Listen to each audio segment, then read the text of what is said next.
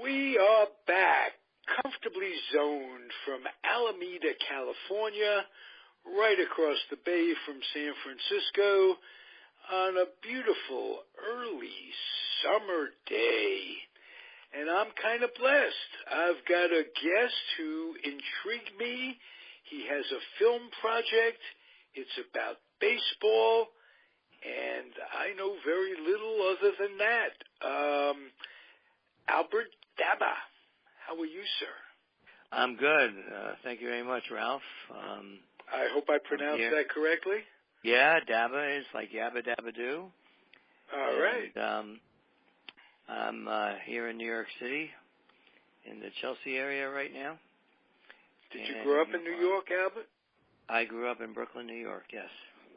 Were you a Dodger fan growing up, or am I dating you a little bit? Probably. Well, I was not a Dodgers were here, but I grew up a Yankee fan. Oh, and, in Brooklyn. A big Yankee. Yes. You were called Brave in those days. I guess so. Yeah. Got to ask you before we get into your project, how did you develop a passion for baseball itself? And, the Yankees. Mm-hmm. I was always very athletic growing up, and I loved baseball. My older brother, he was 12 years older than me. He talked about baseball a lot. I mean, that was his passion. I never had seen him play, but he was a guy who talked about baseball with such passion that it somehow got passed down to me that way. No one else in my family was into baseball, but I loved it and still love it to this day. Where did you go to high school in Brooklyn? Well, I went to high school in Brooklyn. I went to a private school, Yeshiva, which is a Jewish Orthodox school. It was modern Orthodox. And they did not have a baseball team. I went there from first grade through 12th grade. But I played baseball in what's called the Sandlots of Brooklyn. And with Joe Torre and his brother Frank.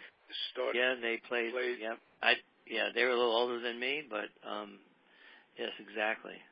And Brooklyn, because of the weather, and folks that aren't from New York don't realize, get very little baseball playing days compared to the South, California, and to pursue it. That's why I always admired. I'm from New York. I grew up in Queens. My roots are in all of the boroughs. And I was very proud. I remember when Del Crandall got hurt and they brought up Joe Torre, and he, a Brooklyn kid, New York kid, is pretty cool. And Frank, his older brother, had already been a Milwaukee Brave, and that story in itself was kind of cool because Frank was the older brother. Joe was a bat boy, when he was growing up, and kind of overweight and overcame his propensity to eat, and went on to a great major league career, far exceeding what his brother did, both on the field and administratively in management and what have you. So he was a favorite. So Brooklyn memories.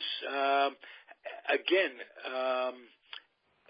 how did that lead you to your project? And tell me about that. Sure. Well, my love and passion was playing baseball, but being from this family I was from, it was like I said, a religious family. My father traveled about 6 months a year. But he was not. Did too. Mine was a diamond. Mine was a diamond dealer and was gone 6 months of the year. So we have that in common. Yeah, we do. And the religious part, we were cultural Jews and not very religious. So I can imagine the difficulty of pursuing any recreational passion when religion plays such a big part. Yeah. Well, most of the baseball that when you're younger is played on Saturday, the little leagues, and so I literally would sneak out of Temple and go play ball when my father was around. When he wasn't around, it wasn't a problem because my mother wasn't too religious or didn't really care that much. Or I would just tell her whatever I told her, and she was not very disciplined. And so I would go out and play ball, and I usually would ride my bike to the field, where Marine Park, where Joe Torre used to play and live nearby. And it was a good 30 to 40 minute bike ride. And I played incessantly, and practiced during the week, and I was a really good ball player. So it led me, I went to high school and played with I didn't play, my school didn't have one, but I played with all these, good players as I grew through the sandlots. And I had an older brother, an older sister. I have two older sisters and one older brother, and I was the youngest of four. And my older sister went out to California to live when I was about 8 years old, and she was 18. She got married and went out there, and she always encouraged me to come out there to play baseball. She was like my big support system for baseball, the only one in the family who had seen me play. So it was a big, driving factor in my life, and but tragically, within the whole scope of my family, my oldest brother, he was diagnosed schizophrenic when he was about 14, 15 years old, and most of his life, besides spending a few years in a mental hospital, lived at home and listened to classical music and read classical literature, and one day he took his own life. So the story that I wrote, Extra Innings, is about this kid who is working hard to be, his dream is to become a baseball player. So this is an autobiographical story, and everything he encounters along the way.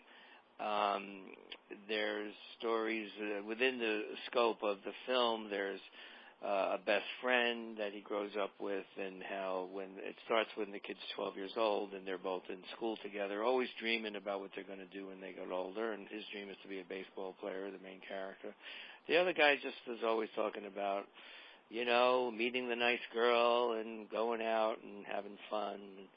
And they're both young kids dreaming about, what's going to be like to grow up one day. And there's the kid goes to his baseball games, and he has a coach who really takes him in and sees that there's no one there supporting him and wants to help him out. And he helps him to meet a coach who's a California baseball coach for one of the colleges out there. And with the sister encouraging him to get out there, he finally does go. He gets accepted by the school, and against his father's wishes. So there's a big conflict with his dad throughout the story. But he does make it out to California. But now, unfortunately, with all the strife that went on with the family, it also affected the older sister. So he sees the older sister has her problems, even though she's pushing him to, supporting him to go for his dream. She ends up at the very end of the story, takes her own life as well. So it's a story about really the mental health of what goes on in some families yesterday and today, because suicide is so popular these days. I mean, it's so prevalent. It's prevalent. It's all over, and not popular by any stretch. No, I didn't mean yes. It's just something prevalent. That is prevalent, and it's the statistics are crazily. In this country, every 13 minutes, someone takes their own life, and I've been working on the script for many years, and we showed it to some mental health places who deal with prevention of suicide, reducing the stigma of mental illness. And this wonderful man named Dr. Dan Reidenberg from a nonprofit agency called SAVE, S-A-V-E, they're out in Minnesota. They love the script, and he came here one day after he read the script, and we decided together with the approval of his board that they would be fiscal partners of the film, meaning that people could donate to the film and to help raise money to shoot the film. And it's 100% tax deductible, and a percentage of the money raised goes to SAVE, which ultimately the goal is to help save lives and reduce the stigma of mental illness. And that's basically what I would love for the film to do, is to be able to take it not just to film festivals and hopefully get it on Netflix and some theatrical release, but also to bring it to colleges and have talkbacks for me to go around with a psychologist. I myself am a certified social worker and worked as a therapist for about 7 years, and until I got into filmmaking. And I think it's a film that could really raise awareness and through entertainment. And there will be, when we shoot it, some really sweet scenes of baseball being played on sandlots. We're going to shoot most of this film in Brooklyn, and I'm very proud of it. We're also going to use baseball players who play in Brooklyn now with the same organization that I played on. It's called the Bonnies, and they've been around for 62 years. And I'm also talking to a Major League Baseball player who played with the Yankees and then managed the Mets, who also played in the sandlots, as to be the main coach of the film. We're in discussions with him right now. So we're really excited about it. He managed the Mets, you say? Mm-hmm. Or in the Mets organization? Yeah, no, managed the Mets. Willie Randolph is his name. Oh, terrific. Yeah, so terrific. I got friendly with, over the years, I met Dave Winfield and was introduced to, he's an advisor with Major League Baseball Players Union, and we've done some work for them. And through that, I met Willie Randolph, and we've been in discussions over the past month and a half. So wow. We're hoping that comes to fruition. We think that would really, it'd be fun for him, and it would definitely, I think, be a good addition to our film. So I'm blown away by the importance of your film, transcending baseball and transcending your own experiences. Wow, you can. This will help in so many different ways. I'm proud to have you on the airways. This is thank you. Terrific project you have going. Did you yourself make it to California? Yes, I did. I went out mid-semester. It was it was about 1970, and okay. I was just getting out of the Air Force, so we're probably around the same age. Yeah, and I played a little bit at Pierce College, a community college in Los Angeles, in Woodland Hills, and then that's as far as I got. But I was able, because I love baseball so much, I ended up, getting married, having a family, and my oldest son. I have one son and two daughters, and he got to play college baseball in Florida for 4 years, plus he went to 2 years of high school in Florida, and he had a really good college career, although he didn't get drafted and decided not to pursue it afterwards. But it was nice to pass it on to him, plus my girls love baseball. I have season tickets for the Yankees. Still a big fan. And I played baseball up until a couple of years ago in these senior leagues, hardball and right. And I still, for me, baseball was an escape, but as well as like today, I look at it as a meditation for me. It's a way for me to relax, and I study the game. I've watched it at every level. Particularly, I was also coaching my son when he was right around the high school age for about 4 years, and his friends and teams. And do you remember a coach that affected you early on growing up, because you didn't get it from your family? Who in the Brooklyn Sandlots do you want to recognize as somebody that helped you? so you could pass it on to your child. Yeah, there's a fellow who he only coached me for a little bit because I was not in the right age group for this, but he was my coach for a little bit, and he's the head of the Bonnie organization. His name is Jerry Katsky. It's strictly volunteer work for him. He's an amazing guy. This organization is really devoted to helping the kids. It's mainly now they're Afro American kids and many Spanish kids. When I played, it was more Italian and Irish, some Jewish kids. But now, Brooklyn has changed a bit, and it helps the kids get. They really encourage education and keep the kids off the streets, and they play really competitive baseball. So I'm proud of this organization. I also did a documentary for them about 2 years ago that has helped them receive monies to help their programs because it's all a nonprofit place, and I actually introduced them to Major League Baseball, and they got $25,000 as a donation to help their funding. And but Jerry is a great guy. I just called him today, and we're in touch. And our plan is to get some of these Bonnie ball players to be a part of the film because we need to fill up teams. And I know the kids are excited about it. And nice. we'll be playing right on the fields that I played on. I played a lot at the parade grounds in Prospect Park. Right. So we're excited. Yes, I can well imagine. How'd you get into filmmaking yourself? Well, it's a good question. What happened was I went on to graduate school and got a master's in social work and worked as a therapist. And in my second year of grad school in a place called Barry University in Miami, Florida, I just decided to take acting for fun. And I figured it's my last time being in college. And I was always a shy kid growing up, kind of being from the outside and kind of assimilating into baseball. I didn't know any of the kids I was playing with, and I kind of grew up in this sheltered environment. So some of my best friends are where I grew up from, but anyway, I took acting, and I just loved it. I fell in love with it, and I acted in all the college plays. This was in grad school, and ended up coming back to New York, and one day I just decided, and I got into an acting group and got into a show, and one day I decided just to pursue acting.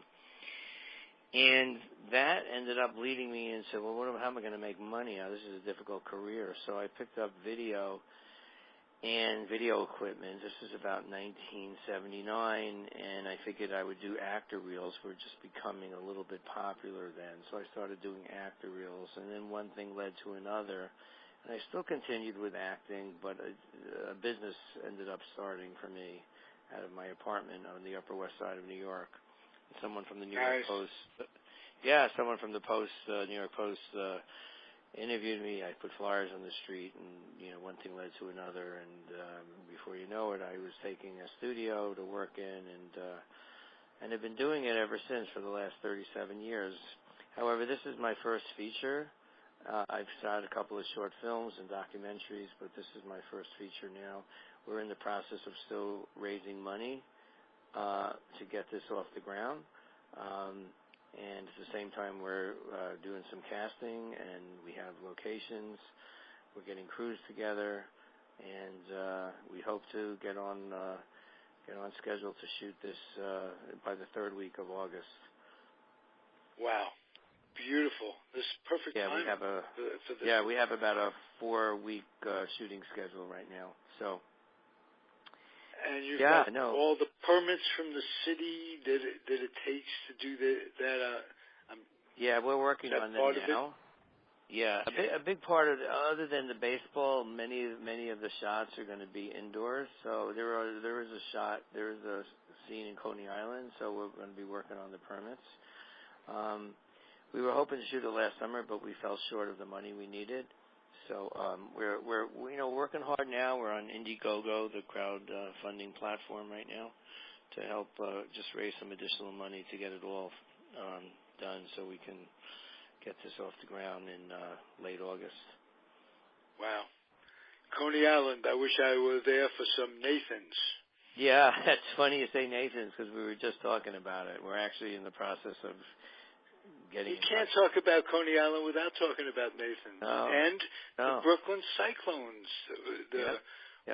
What is that? What they're called? The Brooklyn Cyclones, right? Yeah, the Mets farm team, right. Although they weren't around back then, but it's a beautiful. No. Have you seen that stadium? It's a beautiful. I have. Key something stadium. I saw it about 12 years ago. Yeah. It is beautiful, and it's right near the cyclone itself, right, which is still going. And no one who grew up in New York, doesn't miss a Knish every now and again. Right, exactly. Yeah. So, and so do I, as a matter of fact. Hey, you're terrific. We're going to keep up, I hope, from time to time, and you'll let me know how the project you'll come back on. Are you on Facebook? Just out of curiosity. Yeah. You can go on. You can look up Extra Innings or Albert Dabah, which is spelled Dabah, and we also have a website which is extrainningsmovie.com. Terrific.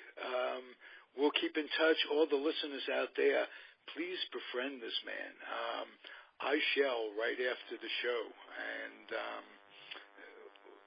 just because this show is pretty much Facebook run, and we give people some exposure from time to time, and can't wait to do that for you. Your project. I got to ask you. It's all socialistic, and in your life, from what you talk about. With the situation today, the world situation today, is this setting us back? You're so progressive in terms of laying it all out there. Are we going to be permanently damaged by, and this is kind of off the subject a little bit, by this administration and this, or is this just, kind of a bump in the road? Well, humanity? Great question. I have a lot of faith in people. Sometimes obviously, you wonder at times, for sure. But I think, what you just said, I think it's a bump, and I think good people will override the bump. It may take some time, but I think like anything else, sometimes, bad things happen, or things that don't look so good, and we have to kind of keep the faith and keep together and, I think raise our voices. And I think, for instance, this has been a difficult ride for me to make this film, to work on it. It's not an easy subject to talk about. Many people don't want to talk about mental illness, or it's a lot easier to talk about a broken arm than someone being depressed. But it's equally, if not more important, for people to know they're not alone. And I think that goes for any kind of situation that doesn't look too good. We need each other. We can't do it all. While we're at it, I got to ask you to address big pharmacies, the big farm problem that we have going on, because that's so important when it comes to mental illness. And what can be done to make some of these drugs generic or whatever to make it better, in your opinion? Yeah. Well, I think obviously there are some drugs and drugs are helpful to the degree that they're helpful for some people. But obviously, like anything else, things get abused at times, and it's important to have some regulation and for people to, like, for instance, to my knowledge, many psychiatrists, if not most psychiatrists these days, don't do any therapeutic work other than, do a diagnosis and then hand out drugs. I know that's not saying for everyone. Absolutely. That's very galling. I can speak to that, where you're just a science kid to these people. Yeah. And you go back, and the insurance covers it, and everything is fine, and they just know as much about the drugs as what the pharmaceutical salesmen teach them. It really isn't their fault, but truth be known, the pharmaceutical salesman doesn't know a damn thing about the drugs either, because it's all in a state of experimentation. And I'm just wondering if less prescription drugs prescribed might not help the overall situation. Yeah. I can't attest to that one way or the other, less or more, but I think from my point of view, what's really important are, families that can, I think knowledge is power, so the more families can, be able to talk to their kids, be around their kids if you're going to have kids, know what's going on. You can't control everything that's going to happen, but I think to have an understanding that there are, some bad things and some bad people out there, and that there are a lot of temptations out there, and we just have to be aware. And when we, notice... I'm not talking recreational drugs. I'm talking prescribed drugs. No, I understand, but I think that, some of these, sometimes, obviously recreational drugs are people doing them just to get high and all that, but the prescription drugs, they can be obviously really, people get addicted to them. So there has to be, yes, definitely, I would think better regulation of them, to monitor them, because if you can get, drug from one psychiatrist and then get them from another, and, there's always ways people will figure out how to get high or get high off of prescription drugs, and there's no really monitoring of what's going on. And that's a shame. That shouldn't happen. Right. I think we should be able we've opened a whole bunch of stuff to talk about in the future, and I've really enjoyed having you. This is terrific. We'll do it again soon, I hope. Okay. All right. Well, thank you, so Albert. Pleasure meeting you. Good. Very, very nice meeting you. I'll close the episode the way I close most. I will implore you and the audience to keep your dreams wet and your humor dry. Keep your kids out of military recruiting stations and off the laps of clerics that wear dresses. And those are just 4 things I could tell you about to do. Give advice. It could be many things I can advise to make it a better world. But if you start with those 4, it's going to be a much better world. Thank you, everybody, for listening. We'll be back next week. And thank you, Albert. Talk again soon. Adios.